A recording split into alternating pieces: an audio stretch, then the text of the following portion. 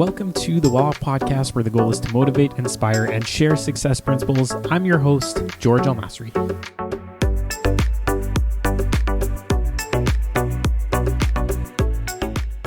Thank you for tuning in to another episode of the Walkout podcast. I interviewed Guy Solomon, who is the owner and founder of Penguin Basements, where they focus on doing basement conversions. They also have a finish it yourself solution, which we touched on in the podcast. We discussed a little bit of how he started out, why he decided to call it Penguin Basements in the first place, and then why he chose to focus on basements. We talked about some of the procedures that they go through when they are completing a basement, what separates them from other companies. They really seem to have a system for everything, and they have timelines which are really fast in my experience based on other people that or other projects that I've worked on. So we talked a little bit about that. We talked about walkout basements, so digging out towards the foundation to put in a new separate entrance, egress windows, his business in general, how he became the entrepreneur that he is today to build the company that he has.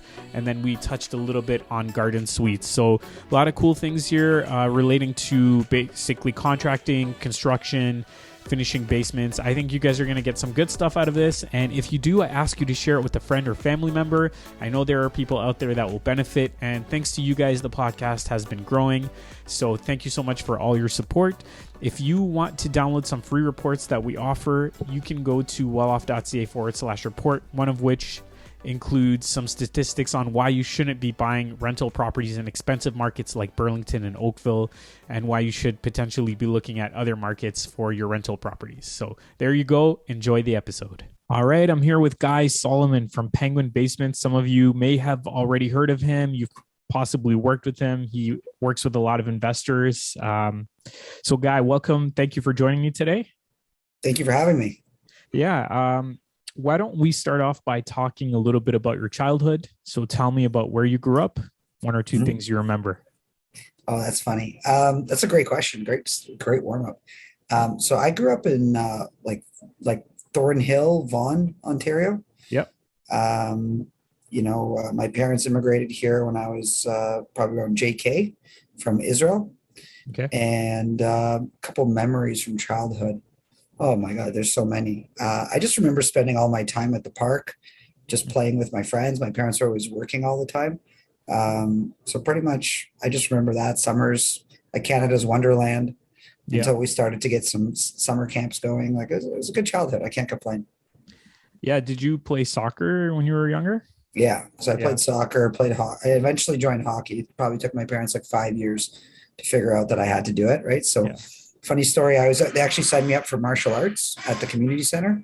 Yep. It was a bit boring for me and my friend. So we ended up watching just like house league hockey during the karate classes. Yeah. And until they realized they had to sign us up. So at like 9 years old, I started playing hockey. It was awesome. Cool. All right. So tell me a bit about your journey. How did you end up where you are today? How did you end up as an entrepreneur, as somebody in the construction business? So my father early on started in the window and door business.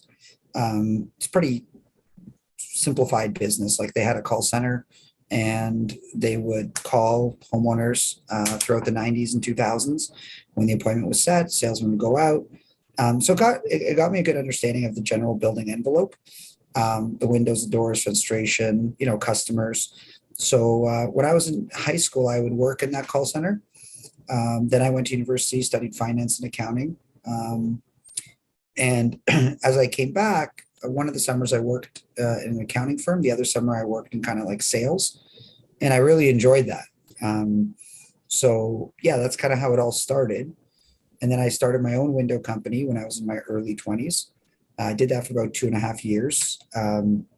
Learned a lot. I mean, we ended up branching throughout the province and essentially just grew really big. And there's some things that I, could have done better and operationally I learned from. I was living in London, Ontario at the time. Then approximately 2011, 2012, I transitioned back home and I started Penguin. And so what I decided to do is build kind of like something similar to the window business, where it's a systematic process of sales, planning, build. And I really always had an eye on getting deeper into the building envelope. So that's kind of how it started. When we first started, we weren't even doing like direct contracts for washrooms, just very simplified spaces, obviously compared to where we've, evolved to in just over a decade. Mm-hmm. Well, where did the name Penguin Basements come from? So it's actually funny. There's a couple reasons for Penguin, but the first reason was my father's company, where he had his partners and all, was called Euro Seal Windows. And the reason that doesn't have a lot of brand equity is because like it seemed at the time that there's just a ton of Euro somethings that did windows. So when we started Penguin, I wanted it to really stand out first and foremost. And I wanted to, start building brand equity right away. The idea behind Penguin is like when you see them migrate, if you ever see the movies, like they migrate as a village. So my view on basements, I mean, when we first started, we'd go to houses and people would ask us, like, why just basements? Why don't you do my upstairs? Now it's more of a refined industry. But it used to be in a way that 3, 4, 5, gentlemen or women would come in and they would essentially, build the whole space, hopefully outside of electrical work, and they wouldn't leave until they're done. You call them a team. The way I see it is, the way I always saw it was it should be built like a home where you have a framing crew, electricians doing electrical work, like licensed plumbers, boardmen doing boarding, taping, because I quickly realized that like even people that say they can do it all really don't have all those skills. So I wanted Penguin to really feel like it's a village coming through. And later on, it kind of evolved where we find that our customers are also penguins. They just come from a different discipline. So yeah, and when we mate for life. They're cute. Those things are also helpful. Okay, cool. I like that. That's a cool explanation, and it definitely stands out because it makes you wonder, like, what's the relation between construction and penguins? But Yeah. all right. So why is it that you decided to go with basements? Like when you hear Penguin Basements, you think, sorry, that you're only focusing on basements, but you guys are doing other things now. Did you start off just doing something really simple, as you kind of alluded to earlier? Yeah, I mean, really, when it comes to like the basement industry, there's a lot of like websites that just kind of curate appointments, let's say North America wide, especially for new companies. Basements was never even a category. Basements wasn't a category for awards at Build. Basements was not even a thing. What happened was obviously in the 2000s, we went through some type of housing boom. And you saw all the 905s just essentially being built up. And by nature of how things are built in Ontario, normally speaking, builders don't finish the basements. So you have all this pent up inventory of potential finished basements when we're producing, I don't know, close to 20,000 detached homes a year. So that basically allowed for an opportunity, because you have to remember, in the window business, the reason the window business existed at the scale that it did at the time that it did was because they were replacing windows from the 80s and before that were wood or aluminum into vinyl. So then when the new home started with vinyl windows, there's really not as much of a demand for that type of industry other than high end or the few entrants there's few people that are still there. Basements, there's a lot of basements that just simply weren't finished in the subdivisions. And those are easy builds to do, relatively easy builds to do. The rough-ins are in that location. You might adjust them moderately, but create a little bit of a business there. Now you see a different distribution of housing products, lot more gentrification, a lot more high rise. So, as a renovator, you essentially just have to follow where the new home market's going. And that's why we kind of adapted into like a Penguin condo model, and some of the other elements that we're now introducing. Cool. I didn't even know that about the condos, but that's awesome. Yeah. And now obviously there's demand for legal second suites, legal basement apartments, that sort of thing. So obviously, naturally your business grew because of the changes in the real estate industry. So tell us a little bit about basement conversions. What's your process like? What does it look like from start to finish now working with you guys? Well, it's a great question and a great point, right? I mean, at the end of the day, the simple math behind a basement apartment, the way that I approach a basement apartment in terms of its value is how much of the mortgage does it pay off, right? Just that simple. Whether for approvals, it only counts for 50%, whether it's just optionality for somebody who's not really utilizing their basement. To me, the value is whatever the interest rate is, how much is that paying? So you're seeing now more and more people acquiring their primary residence with an eye on the basement apartment, whether it's when they first occupy it or what have you, or people building their portfolios, and establishing rental on top and bottom. So our process, it really depends on how you approach us and how well you know Penguin. So there's a lot of people, as you mentioned, we work with a lot of investors that it's their second, third, fourth build. They just come to us, tell us the address, and we run our conventional process. What that looks like is we send a draftsperson to the house and they measure the space properly, document everything, videos, you name it. And then we host the customer at an office, one of our offices, or on Zoom. We come up with the layout, we price the job, we move forward. If a customer doesn't really know us or they don't really know the scope of work or what's involved, we find that most customers will want to do their due diligence anyways, whether that's 3 quotes, 5 quotes, whatever they want. What we try to focus on is try to get them a building permit at a reasonable cost. So today, as it stands, June 2022, we charge $2,500 still for just a building permit. And that has the benefit of all of our designs. We give some consultation with that. We'll give a few options. If the customer is comfortable at that point, we'll also potentially talk about pricing and being awarded the work. So we run 2 congruent processes, but otherwise our intention is to give them a proper building permit. So when they go to tender, they have something to use as an appendix and as a RFQ or RFP, whatever they're used to. So it really depends. If you're comfortable with Penguin and you know Penguin, then we'll just go straight. We'll, take the express road to the construction and the permits. Mm-hmm. If you don't know Penguin, we want to give them the opportunity to be able to compare objectively, because the reason for that is, let's say for argument's sake, the difference between a non-legal basement and a legal basement might be $20,000. We want people to really understand where the money is going, whether it's sprinklers in the furnace room, interconnected smoke detectors, fire separation, so many different elements that can be considered, natural light calculations. So, we want to give people the opportunity to really compare. And we find that the more educated the customer, the easier it is to convert to a build, and also the build process. So there's not as many surprises. Yeah, for sure. So that's leading up to construction. So you kind of talked about the procedure from there. Now, what would kind of separate you from other companies or other contractors when it comes to the actual build? That's a great question. COVID, it's interesting because when you build such a streamlined process, so you think you have it all figured out, and then you have, missing some critical supply pieces, or you can't rebuild your staff the way you wanted to, or your labor pool, notwithstanding that, our thinking and our motto is to be really productive in our builds. So the way it typically works when we build a basement, plus or minus, we're framing almost every basement in one day. Within that day, we'll do the mechanical drops, adjustments, whatever, and that's all in-house. Then we do the electrical and plumbing on the second/third day, depending on the extent of the work, particularly when it comes to plumbing, not so much electric. And then we try to pass all the inspections throughout the rest of the week, which includes fire separation once you've passed the ESA, Electrical Safety Authority. So we can board the basement somewhere between day 5 and day 9 for basement apartments specifically, depending if some changes need to be made or something else needs to be addressed with the inspector. And then we run back into a production model. So it's boarding, taping. We like to do flooring and tile during the taping process. So we cover the floors, whatever. So it's pretty productive. I mean, our plan is to finish all of our basement apartments internally. Our plan is to finish them all within a month.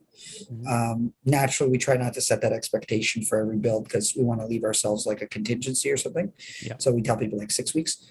But our walkout contractor is really awesome too. He's able to pretty much knock out our walkout fully excavated in a week, which most people like that because they don't want us to access their main dwelling. So we'll put a porta potty, walkout, and try to finish the rest of it, at least the majority of it. The wild card is always the inspector, and both their what they inspect and also their interpretation of the code. Mm-hmm. You find every inspector, if you've done these kinds of projects before, really, they have different opinions sometimes on different days, and different inspectors have their own way. And then also municipalities meet regularly and change their requirements, or you want a revision being sent. The benefit in our organization is that we have our own BCIN, firm BCIN, so we can reapply, we can keep things moving, and that's our intention. What's a BCIN? Basically, we can stamp our own drawings. Oh, okay. So we have our own permitting center here. Yeah. So from the draft plan, from the designer's plan to submitting for permits, usually it takes us a few days. Okay. That's awesome. Good to know. We're trying to systemize. So we think of ourselves as the only manufacturer in renovations. So it's very similar to the way home builders try to build their spaces. You have to take into consideration that we're not the landowners, so you have to be more considerate of finishes. Like they have this. The builders have a structure where they make a lot of their money on the upgrades. Whether you find that to be ethical or unethical, it's a very competitive marketplace, right? So it's just inherently part of the transaction. In our case, whether it's a personal use basement or a basement apartment, not a lot of people want those upgrades. It's an ancillary space. They want good quality finishes in the original scope of work. And they don't want to be nickel and dimed on things like paint or flooring or tile. So we have reasonably good standards. And then what happens is if there's a small change, a few $100s, a couple $1,000s, depending on the size and scope of work, it's all on the premise of reasonableness. And so we don't really have too many conflicts with that. Okay. You touched a little bit on walkouts. So if we can maybe talk about that, or just separate entrances in general, can you talk us through what that's like? So the permit process, the costs associated, and typically the timeline to get that done? Yeah, so depending on the municipality and what their lead times are, sometimes we apply for it all as one building permit. Sometimes we separate the walkout from the basement permit. Some municipalities, a lot of the municipalities require us to install a sump pump and tie the drain, because naturally you're creating a new low point. There's water going to collect at the bottom of the landing. So you're going to have to install a new sump pump, door system. We normally try to add as much natural light as possible in that door because that helps for calculations. So it's usually like a 10 square feet of glass. It's considered, if you look at the code of a full glass door, it's called 2264, which essentially means that the insert in the door, the glass, is almost 2 feet by almost just over 5 feet, right? So that's usually the standard. You have to put a light outside, railing, parge, so basically make it look smooth on the outside, fix the grading, or at least around the walkout, right? There's always a little bit of softscape to do. From a costing standpoint, it really depends on the market that we're in. But for the most part, as a median price, it's usually about 20 grand. And that's fully excavated, everything done and done right. It could be 22, it could be 23, depends on the design. There's people that we've done some pretty elaborate walkouts too, where there's like gardening all around it. It's just a huge footprint. So, that could be a whole different point of view. But for income suites, 20 grand is a good number to work off of in June of 2022. When you say walkout, do you mean when the basement is above grade, or are you referring to like just kind of a general separate entrance? A full excavation of a walkout is what I'm referring to. Otherwise, if we could put it on the side, right, then it's incremental. It's like $2,000 to $5,000 depending on what's involved. Okay. I'm just trying to wrap my head around this because like as a realtor, the descriptions of walkouts sometimes aren't always accurate, when you're on the MLS or whatever. So if you have, like, say you dug it out, but it's on the side of a property and you just have a staircase going down, is that considered a walkout as well? Is that something that we would have to create, or is that pre-existing before we show up? If you were creating that? Yeah, that's a walkout. Okay, anything that requires an excavation, you're likely roughly at grade. Sometimes when we have like 1 or 2 feet, because it slopes down, they want it on the side, you kind of have to look at that and speak to your contractors and figure out a unique solution, because sometimes you recommend like interlocking to adjust the grade. And then we just do it like a normal brick cut. So you don't have to pay for this like pre-engineered solution of this walkout with the foam solution and drain and a railing. So it really is case specific. But most times when it's a subdivision home, it requires a full excavation with a railing and all. Another interesting thing is that most people, well, at least the bias is to try to not give up their backyard as part of the space. But most houses, unless they're corner lots, don't really allow for clearance for full entrance because, it's within 4 feet of the lot line. For like stairs. So do you need your, would you say BCIN to stamp the drawing for that sort of thing? And then are you supporting the foundation? Like, do they have to build a header or something like that to support the absolutely cut in the foundation? Of course. You're putting a metal lintel above. The way that we design the walkouts, it's without the benefit of underpinning. Hmm. So traditionally it used to be underpinning, and what underpinning is just lowering the footings Hmm. because you've created a new low point on the exterior. Yeah. But now more and more contractors are using the foam solution. So it doesn't affect the frost line over the footings. It's a little bit more technical, but essentially it's less invasive, Hmm. takes up less time, and allows it to fit that budget that I provided. Yeah. Again, being in real estate, I have seen some homes where you walk in there and it looks like the owner just took out a saw and cut a hole through the foundation. Um, yeah, those are kind of scary to walk into because obviously they can lead to a lot of problems. Yeah. Um, okay, so egress windows, if we want to touch on those a little bit, same sort of thing, permit. Yeah. Depending on the size of the window, you might need some structural support. Is that right? Yeah, I mean, everything is done touching on the door entrance or anything. I mean, this industry has been historically avoiding permits, right? So Hmm. whether that's the buyers, let's say the baby boomers, they rarely got permits for anything they did in the Yeah. house, where now it's become more common practice. So particularly when you're building a basement apartment, it's highly advisable to do everything with a building permit because not only, are you have the safety and security of knowing it was done legally from an electrical standpoint, fire separation. Also, it's a more powerful financial instrument when you go to refinance your mortgage.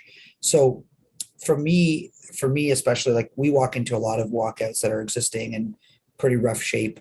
And we just tackle them on a case by case basis. Like we'll dig out the footings, we'll show it to the engineer. It's not going to cost as much as a walkout to fix it. There's lots of interesting ways to fix an existing entrance if it's required, different ways to brace it. When it comes to egress windows, it's interesting depending on how you design. This is why we really like to be involved in the design element of it, because an egress, like typically speaking, you want to provide two means of egress, right? So if you're building a separate entrance, that's already one, right? And the other one is just the second one. So that's not really a constraint. We kind of look at the egress window as a secondary component of the design.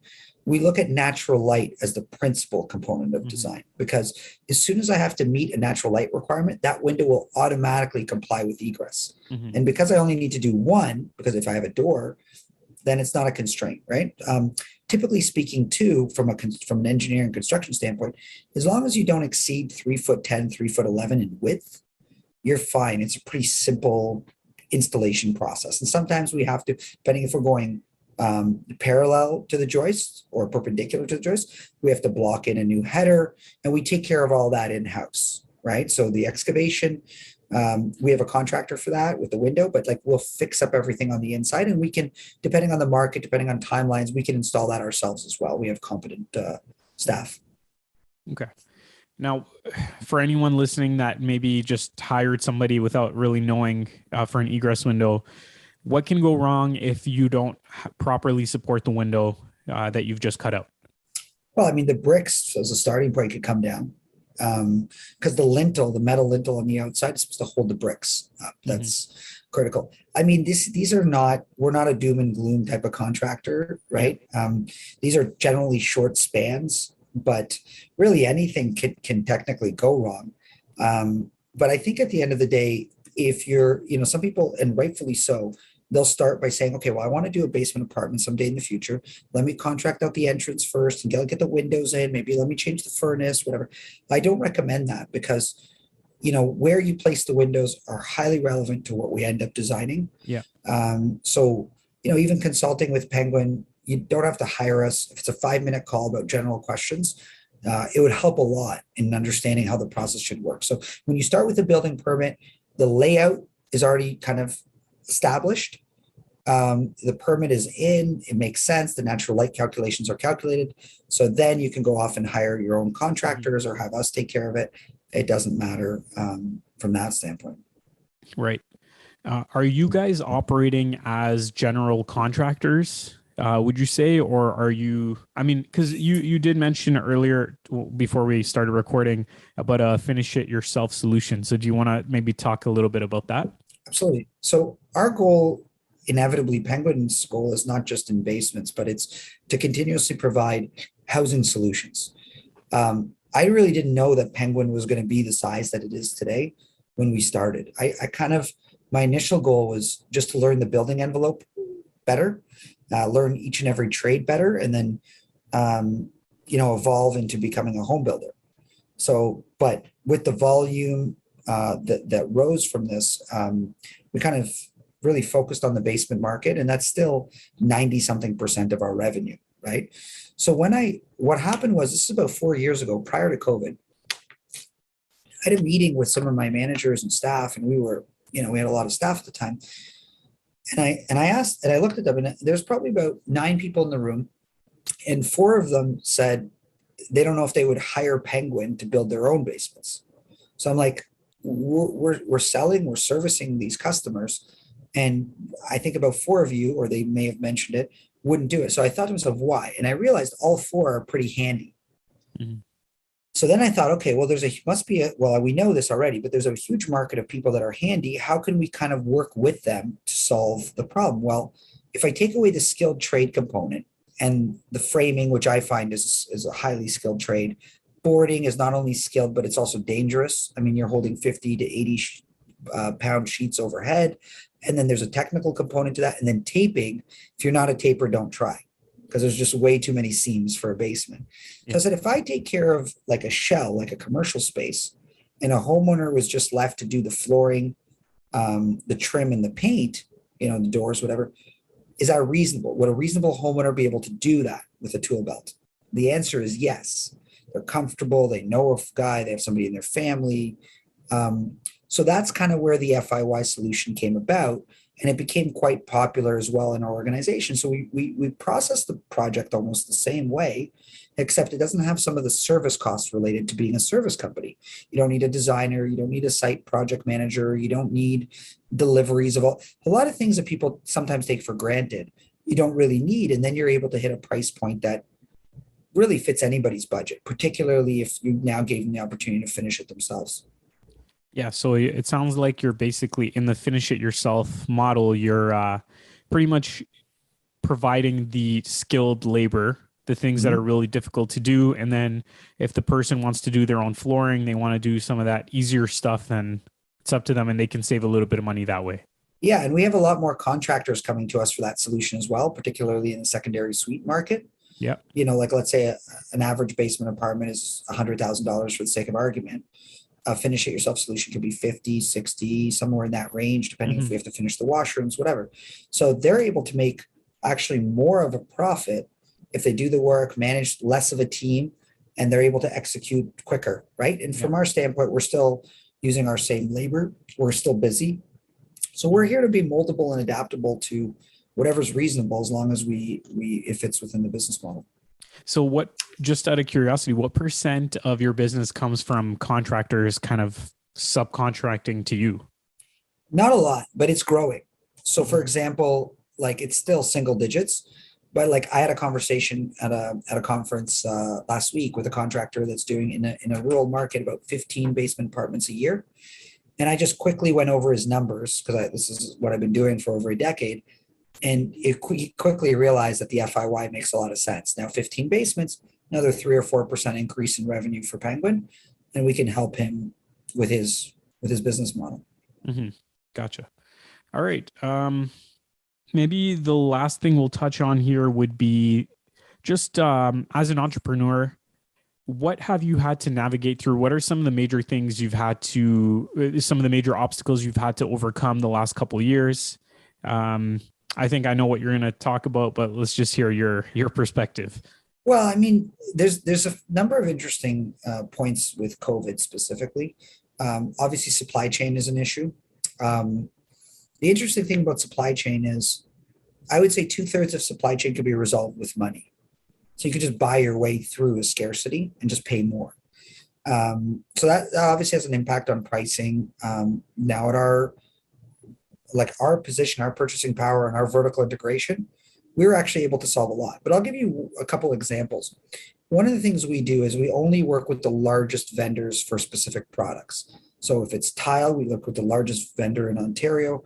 Flooring, we work with the largest vendor in Ontario. So they not only have solutions, but they have substitutes that are readily available in case that's an issue. We used to work with an off-the-shelf style cabinet maker, which has become quite popular. Not quite IKEA, but same idea where there's like standard sizes every 3 inches, and they're able to quick turnaround time, which works in secondary spaces, and they're great quality. Funny thing is, during COVID, they ran out of drawers completely. So you can install all the cabinets you want. There's no drawers. So you're coming back to install drawers. That's a major inconvenience for all parties. So what we decided to do is we repositioned ourselves. We work with a smaller millwork company now, and we customize our millwork so that we really don't have an issue with that. And it takes like 5 to 7 business days to turn around custom millwork anyways, which still fits the timelines for the build. With the part that was most surprising is the labor. I mean, during COVID, nobody, like managers, site manager, whatever, handy people, nobody was switching jobs. You're either gainfully employed or unfortunately gainfully unemployed and collecting CERB. So it was a real big problem recruiting not just workers, but also like supervisors, handymen, any resources we wanted to. We kind of had an open checkbook to try to like make sure that we could ride the wave. But that was a bit of a challenge. Now, you know, like I said, June 2022, we're almost back to pre-COVID construction models. We have more than enough labor. The borders are open. So obviously you have more opportunity for a labor pool if you know more about how we hire.